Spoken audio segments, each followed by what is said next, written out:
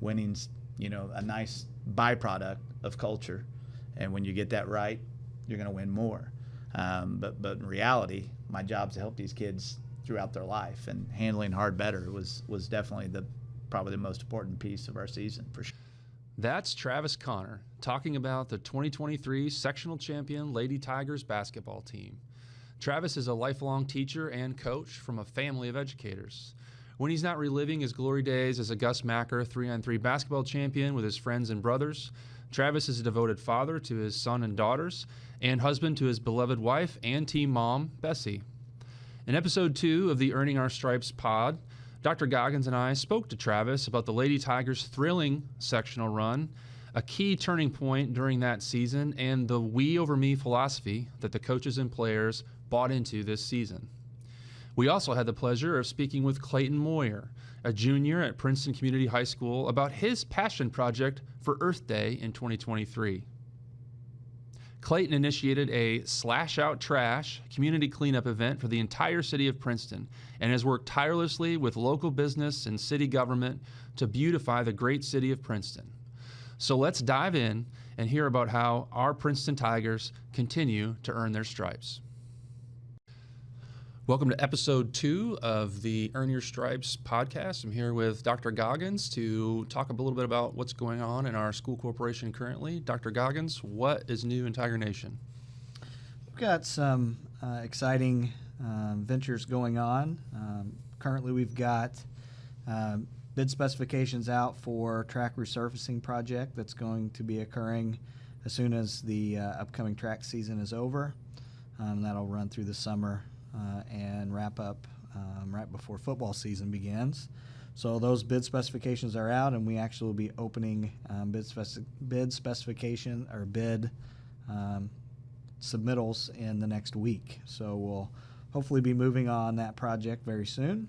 I'm certainly going to bring some improvements with an entirely new track surface, some curbing around the track to keep the track from crumbling off the edges, as well as resurfacing the long jump, high jump, and pole vault areas. So be just another additional improvement down there at the football field, which we began with new bleachers about a year and a half ago, as well as new sidewalk areas, new fencing. So it certainly is bringing that up to a much needed status of usability and friendliness to our fans that attend games. Over the past month, we also had schools meeting with their school safety committees. And those committees at each school level included parents, teachers, staff, resource officers, administrators, and even at the high school it included students. And that was just a committee time where they met to talk about the current status of safety initiatives in their school, areas of needed improvement, and just a time to talk about how students and staff and the community feel about the safety of their students at our school buildings. From that committee meeting, each school selected representatives from the parents who were in attendance, teachers, staff, administrators, and those selected individuals or volunteers joined the school district level safety committee. And we held that meeting a few weeks ago at the high school, and we talked about the status and progress of school safety and our initiatives with school safety across the district, as well as discuss some of those items that might be for improvements that came from their committee level and school level work. And just spent some time talking about one area of focused improvement over the next school year with improving student attendance and truancy issues and finding supports for students to encourage them to successfully attend school and continue to improve their academics. So it was a really good time well spent that got us a lot of input from different stakeholders, and certainly safety is something we want to continue to focus on and improve every school year. Yeah, I know we've kind of moved forward with some of those attendance issues and are going to follow up and with some new creative ideas that we've seen in other schools nearby, and we've gotten a lot of help from our community partners as well. So we'll be excited to continue those conversations in the coming weeks and maybe have some new support systems that come out of those extended conversations. So those committees will pick back up in the fall, and we'll continue to have a fall and a spring meeting at the school level and a fall and a spring meeting for safety and safety improvements at the district level. We're also continuing our planning and progress towards going out and seeking bids for the high school expansion project, which will bring the precision machining program from the middle school where it currently is housed over to the high school, as well as expand the Toyota 4T program area. We're still finishing up those designs and specifications, but we're excited that that's continuing to move forward. Kindergarten for next school year, they're preparing for kindergarten registration. Important dates that parents need to know about are April 5th and April 6th. And that is the registration days. We have information on our Facebook page as well as information going out to families. If you want to register a kindergartner, if you have a kindergarten that is planning to attend next school year, you can call the primary school 812-386-1222 and set up an appointment on April 5th or 6th. If one of those dates doesn't work for you, they certainly can work to make arrangements to get another time to do those registrations. So we're hoping for a great group of kindergartners coming in and seeing lots of new little tigers coming in on that first day of school. The littlest tigers. Other things that we are preparing, it might seem early, but it really isn't, is preparing for the upcoming hiring season and for the next school year. And we already have some job postings for teaching positions, and we'll have more in the coming weeks. And we're already preparing to hit the road with you, Mr. Belthouse, and principals to do some recruiting. Going to the teacher fair on April 3rd, and we've actually already made some good progress, and we've hired a couple of teachers for next year already as well. So it's always good news to be a little ahead of the game. So if you're a teacher out there that is looking for a new place to go and consider for employment, or if you're coming straight out of college and wanting that first opportunity, we certainly want to hear from you. And would love an opportunity to see your application in our system, and you can go to our webpage, see those job postings, and even if there isn't a posting in your licensed area, go ahead and fill out that job application. It's pretty simple to do. Get in our system, and then be prepared to apply that application to a job posting in your area of expertise. So, Mr. Belthouse, I know you've been working on summer school plans and some summer meal service plans, so if you want to share a little bit about those. Yeah, this is one of those things that also seems like it's too soon to be talking about, but it's really not. We are planning to have our summer school opportunity, much like it's been the last 2 years, with just a slight tweak. We're offering summer school from May 30th through June 29th this year. So it's going to be the same, about a 5-week period of summer school being offered. However, we have gotten a lot of feedback from parents who were concerned about students not having quite as much time off during the summer as they would like. So instead of running Monday through Friday this year, we're going to have summer school just be a Monday through Thursday event. And that will give our kids a little more time during the summer to do, trips with families, have some fun days off, things like that. So we've heard some of that feedback and are trying to tweak our program a little bit to best fit the needs of families. So you can expect to see letters with information and the registration forms about summer school in the next few weeks. I know if you're coming to parent-teacher conferences, which are coming up, that'll be maybe a topic of conversation. If you're interested in summer school and haven't heard from your child's school yet, feel free to reach out and they can give you that information. Along with summer school, we'll be offering a summer meal program. Those meals will be available at the middle school cafeteria Monday through Thursday, May 30th through June 29th, so the same time frame as the summer school program. So interested in picking up a summer meal, head to the middle school cafeteria. The meals must be eaten on site, but it'll be running that same time frame as the summer school program. And on those summer meals, we are monitoring. There is some discussion at the federal level that I received yesterday that there may potentially be a change to allow us to not have to comply with the congregate meal serving, which means they have to be here on site in person and eat those. So those meals. So if for some reason that changes, that might change how we operate our summer meal program. But certainly for now, that method that Mr. Belthouse just explained will be what we offer this summer. And certainly cutting back is not something we desired to do, but just the affordability with the number of meals we were serving last year when we couldn't do the grab and go.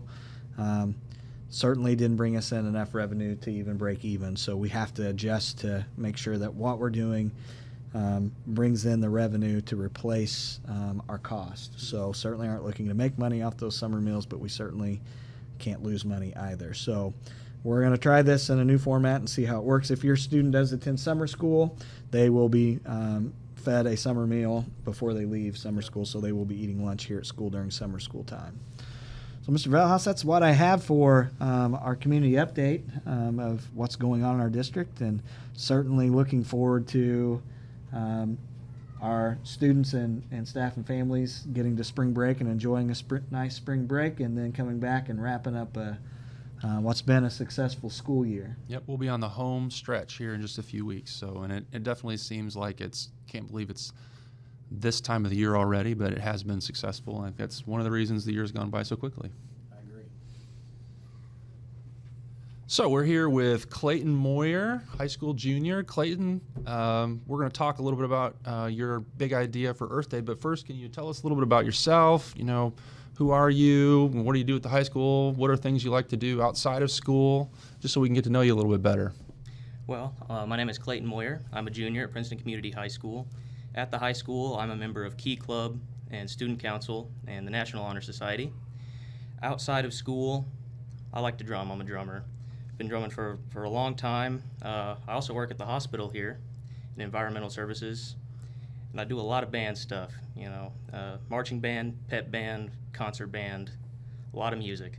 Yeah, we got a nice taste of what all goes into the band and the marching band, in particular. That's our last podcast with Mr. Salmon, so we know just how much work goes into that. But it sounds like you had a lot of other things on your plate, so you're a pretty busy guy, is what I heard there. So, what of those things? What are their favorite things that you are involved in? That's a tough question, but I'd say probably marching band, because you get to learn a lot of new music. You get to go all over Indiana and perform for thousands of people.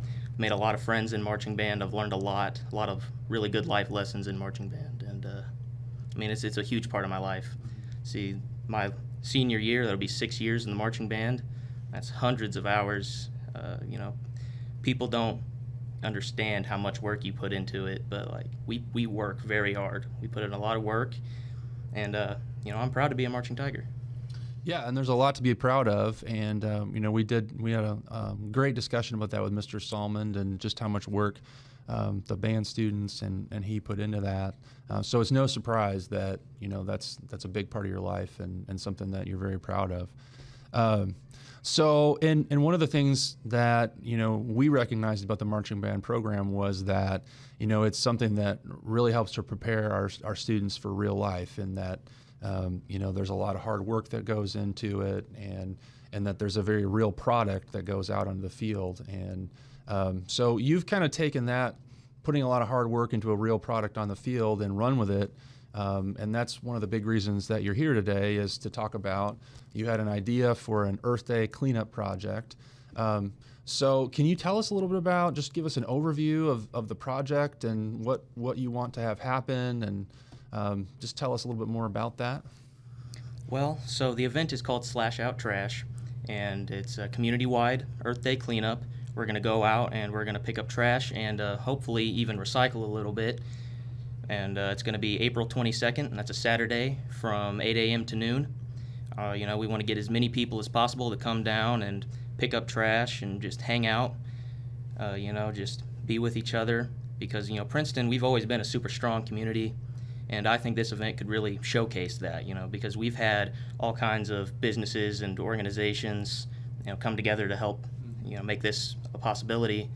And it's been really great to see. I think this is going to be a good event. Anyone can come. You don't have to show up at 8. You don't have to stay until noon. You can show up whenever you want, stay for however long you want, pick up as many bags of trash as you want. Bags, gloves, hand sanitizer, bottles of water, everything you'll need will be provided. And let's see, the gloves are coming from Deaconess Gibson Hospital. The bags are coming from Gibson County Solid Waste. Water bottles are also coming from Deaconess Gibson and potentially some other businesses. And the hand sanitizer is coming from Sheepdog Impact Assistance. So, we've had a lot of people come together to make this possible. The school corporation has helped a lot. The city has helped. The Princeton Police Department. I mean, just a lot of people taking time out of their lives to help me make this, possible, and I really appreciate it. So I'm looking at your flyer here, and we'll keep sharing that out on our Facebook page, as well as I'm sure the high school will keep sharing that as well. But it looks like there's going to be 5 main locations for kind of gathering points. It looks like that's going to be Deaconess Gibson Hospital, Lafayette Park, Southside Park, Eastside Park, and Clinker. So is that kind of the idea? Is those are hubs in each area of the city, and you're going to organize in those different places, and then the people there are just spreading out amongst that region? Right. You go to your closest location or whatever location you want, get all the things you need, and then from there people are just going to branch out. We're going to cover as much of Princeton as possible, get as much trash picked up as possible, and then they'll bring all of the trash back to their original station. So what exactly made you decide you wanted to do something like this for the community? Well, my mom and I both work at the hospital, and we were kind of just talking about different things that the hospital's going to put on, and we started talking about how last year the hospital wanted to do an Earth Day event, but they couldn't because of COVID, and they were thinking about rescheduling it in maybe June, but then it's too hot, nobody's going to want to go out and do that.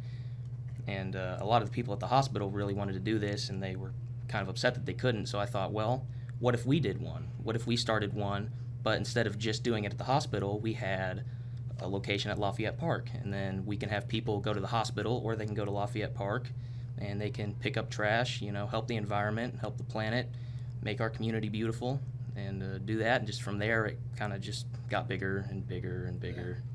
So what are you hearing from students? Do you think you're going to have a good student response from your peers at the high school coming out and helping? I mean, the Key Club, a lot of them are going to go. I've had a lot of people from the Student Council reach out to me and say that they'd like to go. A lot of members of the National Honor Society are going to be there, and I'm sure we'll have, students here and there that are going to go. The Environmental Club will be there, so I think we'll have a pretty good student turnout. So what's your hopes for this event beyond this year? What are you thinking? Well, I mean, I'd like to do this every year, and I'd like to make it bigger every year. And, hopefully when I go off to college, the city will continue this, and it'll be an annual thing, and every year people will go out and we'll try to pick up more and more trash, get more and more people involved, Very good. So it looks like, do volunteers get a t-shirt? Is that there? I see there's a QR code on your flyer for a t-shirt. Is that something you buy, or is that something that is open to all the community, whether you're going to come and serve or not? Is that a fundraiser towards the event, or how's that work? So anyone can buy a shirt. You can go to that website. You can scan the QR code. The shirts are through Make Your Mark. You can order whatever shirt you want. There's 4 different colors. They all have the Slash Out Trash logo on the front. You order the shirt. You can have it delivered, or you can pick it up at Make Your Mark. They're open to anyone. If you get a shirt, you don't have to go. If you want to get a shirt but you can't go, that's totally fine. There's no money coming back to me from the shirts. This is just something that I wanted to do to help get my event out there. It also helps support Make Your Mark. Sure. So if there's people listening and maybe there's a business out there that decides that, wow, I really want to be involved in that, I'd like to make a donation or a contribution in some way, what's the best way to reach out to do that? well, they can email me at clayton.e.moyer@gmail.com. That's clayton.e.moyer@gmail.com, all lowercase.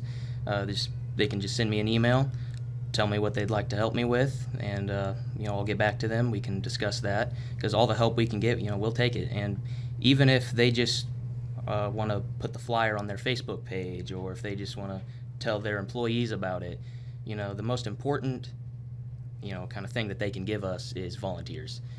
Because if people don't go, then we're not going to get any trash picked up. So the more people that go, the more trash we can get picked up. That's just better for the community. Sure. Well, Clayton, I just want to say I'm impressed with your initiative and your desire to help your community. I think it speaks greatly to your character, as well as the character of your family and the way you've been raised, that you're a student focused on, an individual focused on serving others. And that's a quality that you hope to see in everyone. And certainly you're demonstrating that at a young age, that is going to make an impact on others, to want to make an impact on their community. And certainly from a school district perspective, when we see students taking this kind of initiative, certainly a lot of credit goes to your parents who have raised you right, but also to you, to the people who have influenced you along the way to think about others. So I certainly want to commend you for that. Thank you for thinking about the community at large. Thank you for being willing to speak about improving your community and overall just having the desire to do so. So kudos to you. We're proud of you as a Tiger, and certainly look forward to continuing to support this year and for years to come, to make this an event that the community will be taking pride in. Thank you. Thank you. I really appreciate it. You know, one thing that, Dr. Goggins said, and it kind of reminds me of something. Do you remember when we went to New York? I do. Were you in 7th grade then? Yeah, that would be 7th grade. 7th grade. So, but I remember that your mom told me a story that when you were packing to go on the trip, you knew that we were going to the 9/11 Memorial Museum, and that you had packed like a really nice set of clothes, and your mom questioned you as to, why are you packing this nice sweater and pants? Aren't you going to be just walking around New York City? And you told your mom at the time, well, Mom, we're going to go to the 9/11 Memorial, and I want to have something that's respectful. And I remember when she told me that, I thought, man, that's a really kind of deep, thoughtful statement from a 7th grade student, from any student, but from a 7th grader. So it seems like you've kind of always been a little more conscientious or thoughtful, I guess is the word.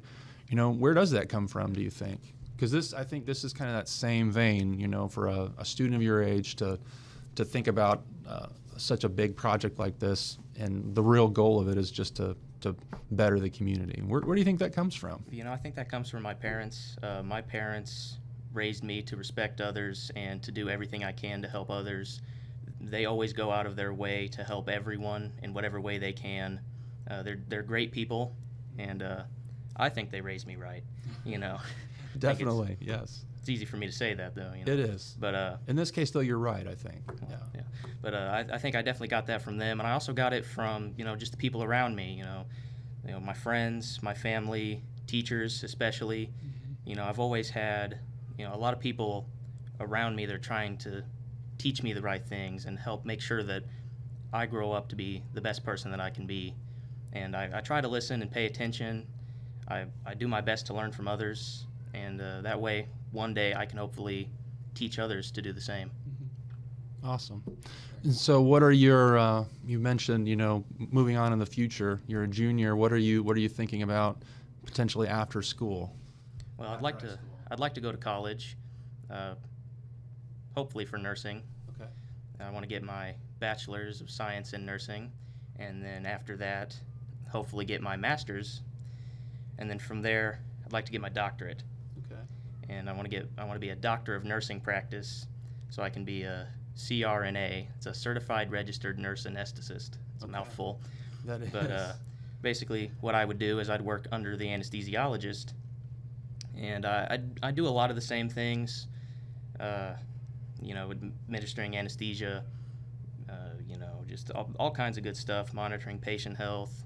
And I think the reason that I want to do that, of all the jobs out there, the reason that one kind of speaks to me is because there's a lot of numbers. I like numbers. And also, it's a very important job. You get to help people a lot. You're doing a lot of good things for a lot of people. And actually, I first found out about the CRNA program from the CNO at our hospital.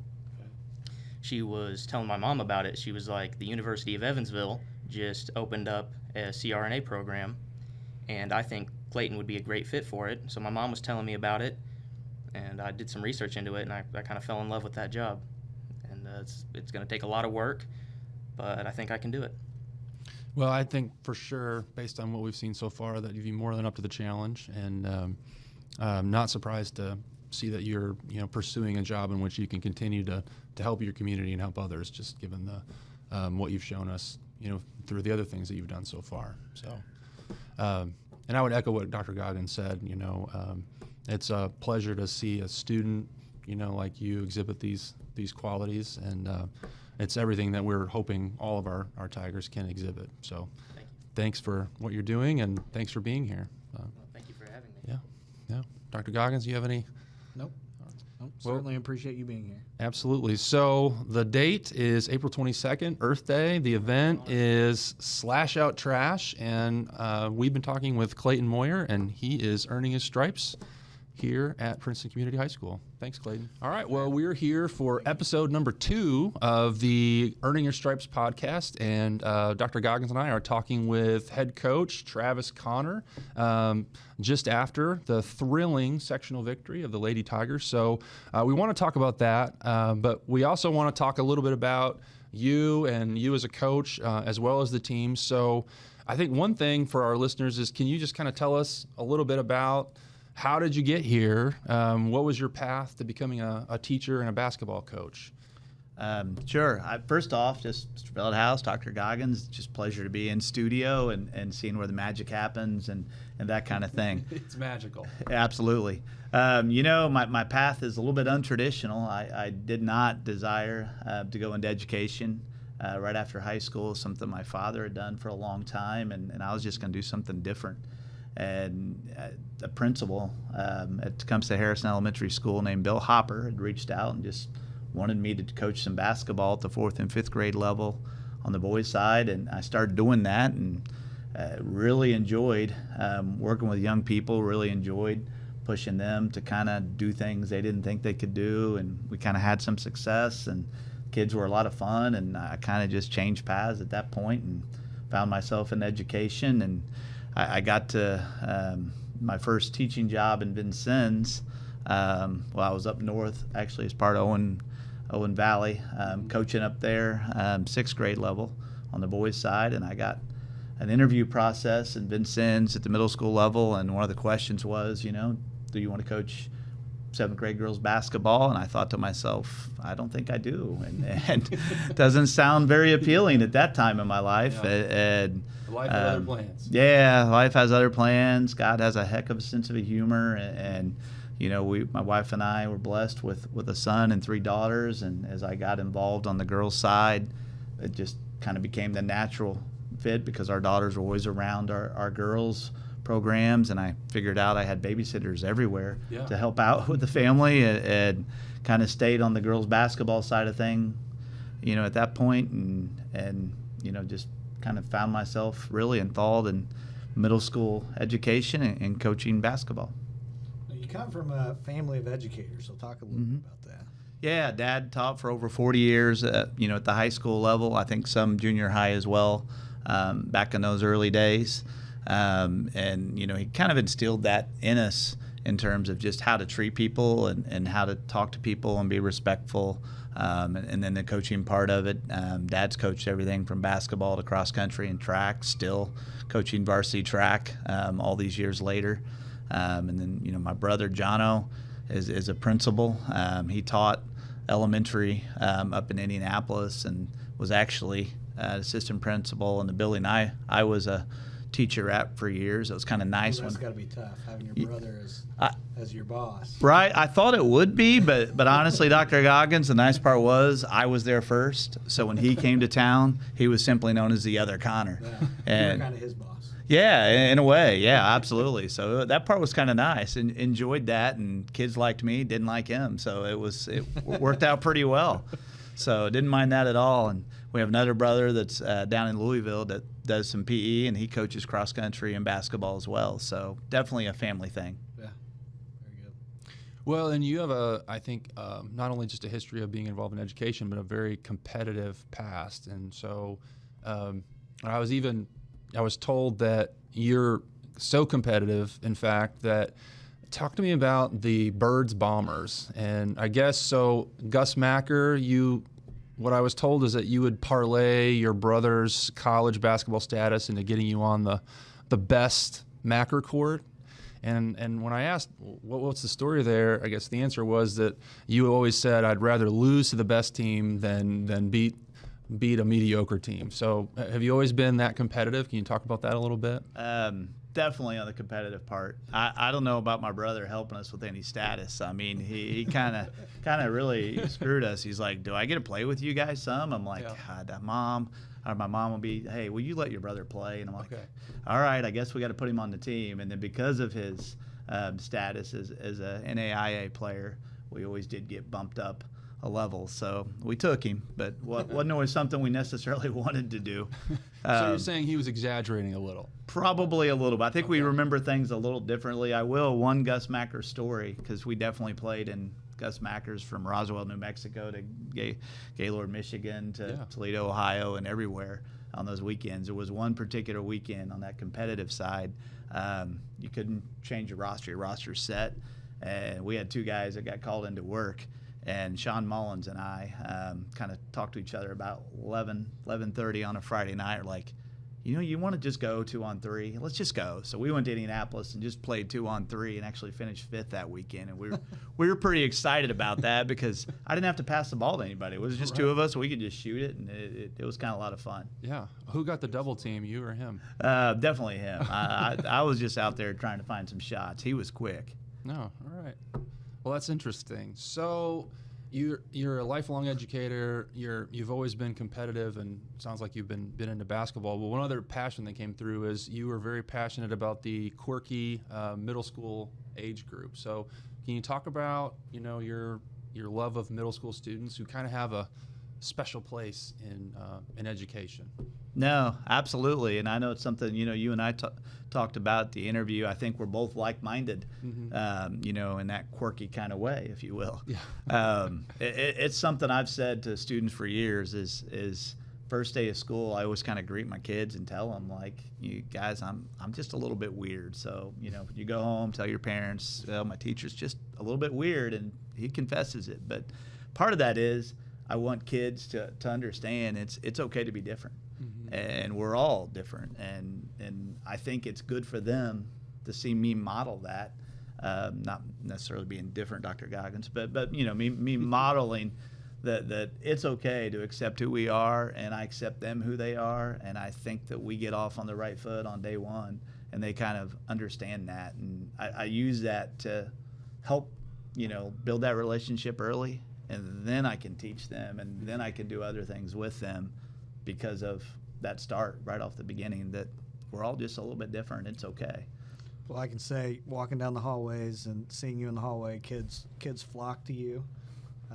Seeing you at events, kids are always running up, "Mr. Connor," and that certainly speaks to, I was a middle school teacher as well, and you've got to be able to relate to kids at that age level, or they just simply don't want to be around you and don't want to be in your classroom. And finding ways to connect with middle school kids, you just got to be creative. You got to be willing to do just about whatever it takes for them to think you're a cool teacher and want to be in your classroom and learn. I see it walking down the hallways every day. Certainly see it on the basketball floor, that you've got that unique ability to connect with kids, with middle schoolers, with high school athletes, that certainly shows your desire to serve students, which is always exciting for us to have here. So talk a little bit about the culture that you set up in your classroom, but also the culture of your basketball program, because I know that's kind of one thing I notice about you as in that relationship piece building, is you're kind of that culture guy, that I want a community of learners in the classroom. I want a community of basketball players who connect with each other. So talk about how you build that in your classroom and on your basketball team. Like, what's your strategy to that? Yeah, I mean, you said it. It's serving others, and that's why we're on this earth. I mean, we're here to hopefully impact others so that their lives are better, and in turns, we probably find more success and happiness, ourselves. And I do the same in the classroom. And I one of the coolest gifts I ever got from a kid years ago. She presented me with a plaque of different things that she'll remember and miss about my classroom, and she talks in there about just little things like pleases and thank yous and those type of things. And I try to relate that in the classroom, that we're here to make others better, and we want this place to look better each period. After you leave, it should be better after you left my room, whether it's pushing your chair, throwing the trash away, helping kids out, cooperative learning, whatever it is. And the same on our basketball team. I mean, that is cornerstone of everything we try to do is we get kids to understand, that we are here to serve our teammates, to be a part of something bigger than ourselves. And when you do that, it's really enjoyable, and that's we're so blessed this year to have kids to really buy into that and really understand that they're a part of something bigger than themselves. And it's really fun when that happens, for sure. Yeah, I heard the statement a lot. We over me. Was that established by you, the team, or that's kind of was what your motto was this season? Yeah, it kind of took on. It's something we presented. But as a coach and as a teacher, you can only present material. The kids have to really own it. And I'll give Azarion Wesley really a lot of credit for kind of making that our thing. And as the kids buy into that, and every time we talk about, hey, you've got to be at practice. We know there's other things going on, but sometimes you sacrifice the me for the we. Every kid wants to start. Every kid wants to play. Every kid wants to score, but only 5 kids can start. Only one person's going to be the leading scorer, and find your role, what that is, how you can serve your teammates. And the more you could kind of just see as those kids began to accept that and really understand that it's not an overnight thing. It's something that just takes time to build and foster. And as that started to mature, so did the growth of our team, both just the mindset, but also the winning. I mean, winning is certainly enjoyable as a head coach. That's part of my job, is to try to put a winning team out there. But that isn't what we chase. We chase trying to get our culture right, and the winning just follows. Yeah. You can certainly see that in the progression of your team this year. You have young players as well as some veteran players that had to buy into playing a specific role. How did you develop that with this young team mixed with veteran key players? How did you focus on that at the start of the year? A lot of conversations, and I think we had one player that really made an impact on us as a staff. And one of the conversations with her, this young lady wasn't getting a lot of playing time, and during one of our conversations, she kind of ended the conversation with, Coach, one thing I really appreciate is you're just always honest. You just tell us the way it is, and that honesty is how you build trust, and trust is how you help try to get to the process. And so we're honest with kids. We tell them, this is where we see you right now, is what your role is going to be. They're teenagers. They're not always going to like it. Heck, adults don't always like to hear, if we're not getting what we don't want. That's not exactly good news for us. But these kids really accepted it. And it took lots of conversations. It took lots of pointing out what your role is. Maybe you're a kid that didn't get minutes, but your role is to be there in practice, to provide physicality and length to make another kid better. So when we get in game, we're more prepared. Maybe your role was to just be, we had one young lady who was literally our mother hen. I mean, she just made sure everybody, had a snack before they hit practice, made sure everybody had what they needed. And, you need every role on that team. And we really try to foster the understanding of, you're here to serve our team. Find your role. We'll help you identify what your role is, and then just own that role. Do your job. One thing I noticed, your family's always in the stands. Your wife's kind of that team mom. So how do you incorporate that family piece into what is a very time-consuming endeavor of being a coach? No, absolutely. And, part of getting those kids to buy in is us modeling it as much as we can as a staff. And we do lots of things to let them see, ways that we try to serve them. And then we talk about, obviously, sacrifices, as a coaching family makes. And they get to see that with my wife. She is present practice. I mean, she's present games. She's on the bus. She's providing food more times than not, decorating the locker room. So many little things. I don't know how many times I'll walk into a room with my wife, and the player's like, "Hey, Coach. Hey, Bessie, how are you?" They get all excited when she walks in, and that's the way it should be, because she is just an amazing lady, and what she does and provides for our team is incredible. And I'm very blessed to have a coach's wife that is really part of our team and part of our staff, even, if you will, as far as in the things that she provides for our kids. And then, my own family, whether my parents are sitting in their same spot up top wearing their Tiger red. My daughter, right behind the bench with us. And yeah, it is definitely a family thing. That's very good.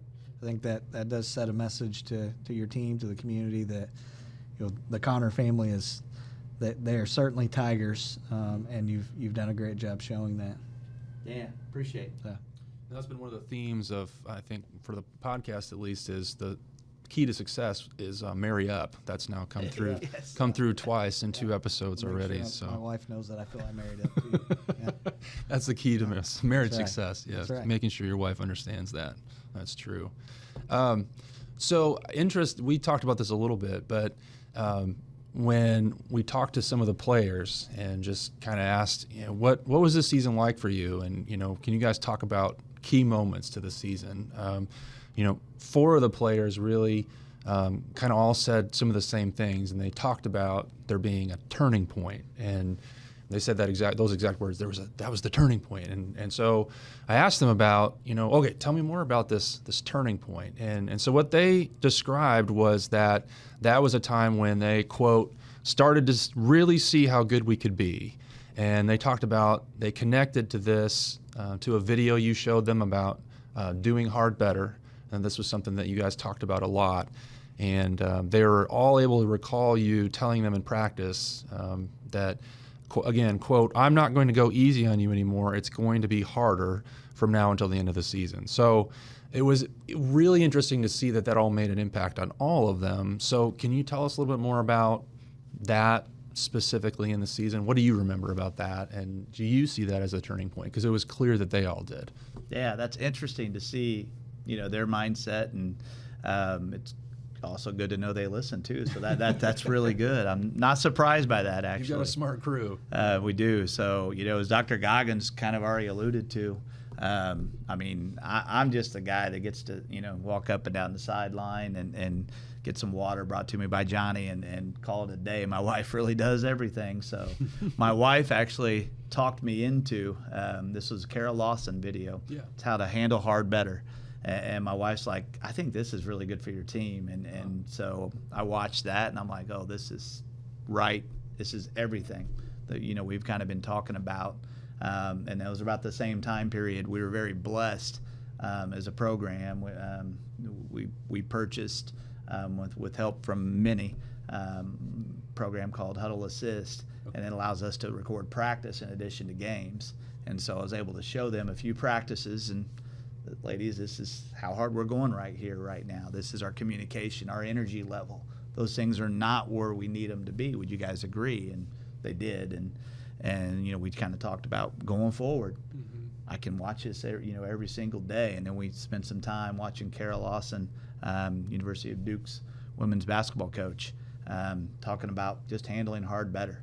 And life's not easy. Life's not going to be easy, and there's going to be hard times, and it's not about what happens to you. It's how you react to it and how you handle it.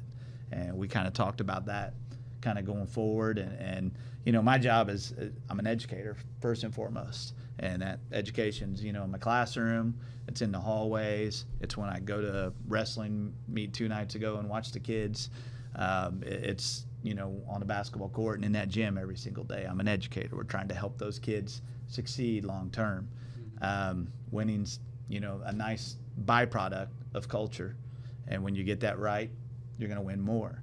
But in reality, my job's to help these kids throughout their life, and handling hard better was definitely probably the most important piece of our season, for sure. Yeah, it sounds like they really bought into that, and you could tell it made an impact on them as they were talking about it, because it was clear in their minds, and it was just interesting how they all kind of remembered it the same way. So something about that really must have piqued their attention, for sure. Yeah. So can you talk? So that was kind of the turning point, I think. Obviously where the team really bought into, and started to see and believe in themselves. So that culminates in what was a very wild and woolly sectional week. Can you talk a little bit more about that week in general, and some of the high points? Some of the those games tipped on fine razor point there a couple of times. What are things you remember, or things that you thought were key, just in those games themselves? Yeah, I think again it starts with just the energy that the young ladies brought, and a big shout out to all of Big Red Nation and Tiger Nation for getting in the gym and showing up, and our girls were so excited for that week to happen. I mean, there was a lot of build up even before that week of excitement that you could just feel the juice in the air. Do you feel like that? That's interesting you bring that up, because I know that's something that Mrs. Stow and Mrs. Hayes have worked really hard on, through all the sports seasons, but during, the girls basketball sectional as well. How much of an impact do you feel like that makes? Because I know they made a very conscious and intentional effort to really raise the school spirit that week. How big of a factor is that in your mind? It's huge. It's huge. It just adds to that energy level, and those kids get that sense of people care about us. And let's face it, we're all educators, in this room, and we all know that kids are going to perform better in the classroom when they know the teacher in the classroom cares about them. And those kids out there on the floor, when they see the community support that they had, that just adds to their confidence level. That adds to, well, man, people care about me. I'm going to go out there and, let's go. So, yeah, that was absolutely great, and appreciate the support, and really kind of helped get us going. And it was great in the first round game. You asked me as far as what parts I remember. See Addison Schaefer really start shooting the basketball well. Really did a great job kind of growing that second half of the season, and teammates started getting excited for her, getting her the ball.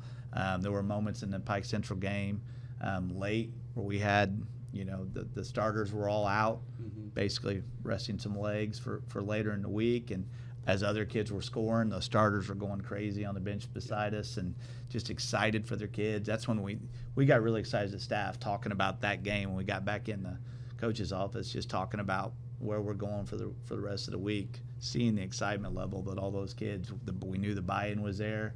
Everything was let's just go play these games, because there's some fun energy right now in our team. It's funny you mentioned that, because I think I bumped into Coach Donnell just I think the next morning, and I said, well, how do you feel? And he's like, I think we're going to win this thing. He's like, I think we're going to win the whole thing. So he had that same feeling the morning after that game too. That's interesting. That it sounds like. Yeah, it was definitely there, and definitely a lot of good memories on Friday night. Just a lot of defensive stops. Mallory with some huge free throws down the stretch, a huge little runner. There was a moment where Zarion fouled out in overtime, which wasn't a good moment at that time at all. But the way she handled it, and she and I kind of had a discussion of, this isn't over, and your team needs you, and you need your leadership on that bench right now. And the way she stepped up, because it's not easy to foul out of a tournament game and be done. But it was very evident. I remember watching her too, that she did not break down, or she was in it. She was cheering for her teammates. No, she was. I don't think she ever sat down. She was standing up and clapping the rest of the time. And that is, you're right, that's huge. Those moments that just stick out, and then obviously so many moments in the championship game. Big shot after big shot, and big stop after big stop. But definitely a fun week with lots of memories. And I've been fortunate to be in some good situations, but that trip around the square in Princeton was just phenomenal, and those kids were just having a blast on that bus. And you guys, man, Tiger Nation, they show up and they know how to celebrate. That is definitely true. Well, you bring that up. So one of the things I remember about that part was that we were in the square, and the kids were doing their crazy little run around the courthouse. But you were talking to me and just said, honestly, the best thing about this is I get to spend another week with these girls. So can you talk a little bit about just the players in general? What's unique and special about this group? Yeah, just as a whole. Whatever you think, whatever comes to your mind. Yeah, no, I remember that conversation. I remember that feeling. That you never want that season to end. And I know as we were approaching sectional time, there's always in the back of your mind, what if doesn't go well, kind of, because you got to put those plans in place. And I quickly discarded those plans. I'm like, no, we can't be done. So we put a plan in place, said, well, let's make sure we get 3, because we want to keep going to practice with these kids, because there's so much good energy, and it's just fun when you see kids working for each other, with each other. They're all on the same page. They're just enjoying each other. It's a lot of fun. And what was unique to me about this particular team, people will point out the youth and experience level and all those type of things. We lost a lot of points last year, with Courtney and Tabby and Reagan graduating and those things. But what the truly unique thing about this team is just their complete buy-in to each other. I've never been around a team where they literally, we had exit interviews postseason, and there was a kid that, she got a little bit of, emotional. She teared up a little bit, and I'm thinking, make sure everything's okay. Give the kid some Kleenexes, and you all right? And she just says, Coach, I've never been a part of anything like this. Like, we were a family, and it's over now, and it's kind of hitting me that we're not going to be in our locker room anymore together. And I've just had that conversation with her, and as I go through each kid, the conversations were the same. It was favorite part, there were a few that talked about winning the sectional. There were a few that talked about my wife's cooking. None that talked about Coach. But the majority of it was that family feeling that they all had with each other, which just brings joy to your heart. And that was definitely the most unique thing, and that's why extending the season was a lot of fun too.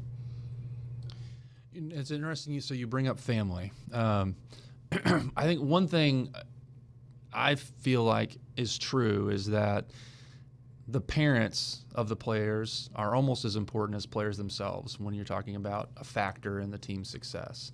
I think this group has a tremendous set of parents when you look at them overall. What do you think about that? Is that something have you thought about that? Do you feel like that's an important factor in the success of a team, is the group of parents standing behind the players? What are your thoughts on that? Absolutely. And we talked about that at our we do a parent meeting in the summer to kind of set the tone. This is what we're looking at the summer. It's our goals, objectives, make sure the parents know what's going on. And we do another one before we start the season. And then we do a third one, right, what I call kind of our postseason parent meeting. Just try to get on the same page and make sure they understand the logistics and how all that works. And then we kind of hit what you're saying. I've seen teams where if the parents don't understand what we're trying to do from the team standpoint, because you and I both know that the parents are going to see the kids and they're going to talk to them at home. And, if parents are going home and worried more about so-and-so, are you starting today? Or how many points, how many shots did you get? They're worried about that kind of thing. That's all the kid's going to hear, and that's going to take away from what we're trying to do. So big shout out to our parents for buying in to our we above the me. I don't know how many times I saw hashtags from parents on social media, we above the me, and I'm just smiling like they get it. And that's huge, plays a huge part, because if the parents are talking about it, that's what the kids are hearing, that's what the kids are understanding. And we all know as parents, I mean, my daughter reminded me yesterday as I might have been a little bit of a rolling stop through a four-way stop sign, not here in Gibson County. But as I was rolling through, she goes, Dad, you're my role model. And I'm like, yeah, okay, I hear you over there. Yeah. And that's what the parents see and hear. And so as the parents help support our mission, that's only going to help get to where we want to go, which is really a common goal. We all want to see their kids succeed. So what do you think, what's the next step for the team, next step for the program? This is a fantastic first season. What are your visions or your hopes for next year for this team, but also for, the program in general? I'll start first with our, current team. I mean, we've got a nucleus of kids coming back that saw a lot of minutes this year and did a lot of important things. They continue to buy in, which I have every reason to believe they will. I think the work ethic, they're hungry. They were not satisfied with winning just a sectional. Sectionals are hard to win. Yeah. But I think that they have bigger goals and aspirations, and I know we as a staff do. And so I'm very excited to see where that's going. We've got some very talented players coming back, some talented pieces coming into that as well. So very excited to see what this coming year has in store for us. I know Mr. Engelbrecht and I have already been talking about picking up some games schedule-wise to our schedule's pretty tough anyway, but we're trying to toughen that thing up, with some 4A schools and get us ready for a tournament run. So excited to see what happens there. As far as program-wise, really excited where we are. We've been in the gym last several weeks with our 7th and 8th graders. We're getting ready for state finals, middle school state finals this weekend up in Bloomington, and those kids have been eager and excited to keep growing. We've had a couple kids in the gym that didn't even play school ball, just excited. The excitement level's there. I even saw on social media there was a mom that kind of alluded to, this is a 5th grade parent, Dr. Goggins, and the mom kind of alluded to the kid winning a tournament, and she's like, it would be really cool if we won a sectional one day. And I saw that, and I thought to myself, that's it. The excitement is there, and our 5th grade did a fabulous job, out there and on the feeder circuit with Coach Taylor. And that just ties right into what you were talking about earlier, is the parents being important and buying in. And I'll give a shout out to Coach Taylor also. This is a guy without a 5th grade daughter who no dog in the fight. No dog in the fight, but he stepped up and gave up, I think, 4 weekends of for 4 or 5 games a day of 5th grade girls basketball. Did a fantastic job coaching them, and those are those things that I think really can take a program to the next level, as people being willing to sacrifice like that. So, but I think that ties in exactly to what you're talking about. That's the kind of commitment that it takes. And absolutely. And clearly Tyrone, he knows from his own daughter what it takes, and it's good to see him, give that back at the little lower levels. So. Yeah, Coach Taylor, Coach Vermillion, and Coach Turpin with that 5th grade group, Coach Chavis with the 6th grade group, 7th grade group, 8th grade group kind of got stuck with me. So I don't know if they was excited, but no, one more thing, and just on the excitement, just those little things that as a head coach you're just thrilled to see. Is I'm driving back home one day, I'm going through Patoka. This is the Monday after that 5th grade won the tournament, and at the goal of Patoka, it's like 5 in the evening. Little Brooklyn Martin's out there wearing her Lady Tiger shirt, putting shots up in the goal, and you see those things, and you just smile a little bit, get it kind of excited, because I feel like the program is definitely excited right now, and we got kids buying into what we're trying to get done. And hearing the 7th and 8th grade say the same thing that the high school, Zarion and Kiara Banks came and sat on our bench in Washington. So they drove from Princeton to Washington as our 7th and 8th graders were playing, sat on the bench with me, and really kind of delivered a lot of our message to those kids. And so it's been a lot of fun to be around, for sure. Yeah, that's neat. Well, I have to say it's nice to see again, speaking to, what your work ethic, I guess, is like, and it's for you and your wife after what's a fun and a winning season, but after that long season, we're gonna put in some more time with the 7th and 8th grade girls is a pretty cool thing to see as well. So I'm sure they're thankful for that, and but I think that speaks a lot to your philosophy of the program and servant leadership, like you talked about. So I know Dr. Goggins and I love to see that, and we're appreciative of that philosophy as much or more as the sectional victory. We hope to keep those coming. Yes. But definitely like to see that servant leadership attitude from you, for sure. There's nothing more important, I think, to us than having people, adults who are here for the right reasons, both in the classroom, in our schools, but they're for kids. And certainly you and your family have been a great addition to the Tiger community, and certainly are doing things the right way for the right reasons, and certainly are changing, whether you know it or not. And oftentimes you don't find out that you affected someone positively in their life till way down the road, but we certainly see it. So we are certainly fortunate to have you and your family as part of Tiger Nation, and we're looking forward to lots of time ahead of us to see the great things you're doing, not only for the girls basketball team, but even more importantly in the classroom and in the hallways. So certainly appreciate you and your family. Well, definitely appreciate all your kind words, and we are absolutely blessed to be a part of Tiger Nation, for sure. It's a good place to be. Absolutely it is. It is.